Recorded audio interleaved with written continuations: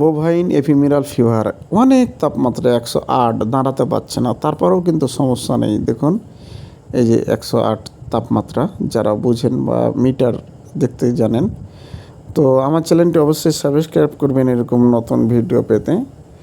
তো 108 হলেও সমস্যা নাই, যেহেতু আমি নতুন চিকিৎসা করতে এসেছি, মানে গরুটি রিপিট না, তো হাঁপাচ্ছে। অবশ্যই ওকে চিকিৎসা দেওয়ার আগে কিছু ফর্মুলা আছে, অবশ্যই আপনাদের মেনটেন করতে হবে, না হলে কিন্তু স্টক করে মারাও যেতে পারে। তো বোভাইন এপিমিরাল ফিভার হলে আপনারা অবশ্যই এই যে দেখুন এত তাপ 108, হ্যাঁ, দাঁড়াতে পারতেছে না। তো আলহামদুলিল্লাহ, এটা আমার একটুকু সন্দেহ হয়নি যে কিছু হবে, আর আলহামদুলিল্লাহ ভালো হয়ে গেছে।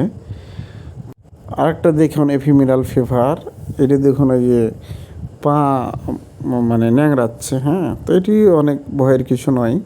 ট্যাবলেট দিয়ে চিকিৎসা করলে ফার্স্ট ভেট দেবেন, একটা করে দিনে 2 বার। পা যদি ন্যাংড়ায় তাহলে তার সাথে মেলভেট ট্যাবলেট দেবেন, তাহলে হবে। তাহলে এই এপিমিরাল ফিভার 3 দিনে আরাম হয়ে যাবে। আর যদি ইনজেকশন করেন তাহলে ব্যথানাশক দিতে হবে, অ্যান্টিহিস্টামিন এবং একটি হালকা করে অ্যান্টিবায়োটিক, তাহলেই এর নির্মূল হয়ে যাবে।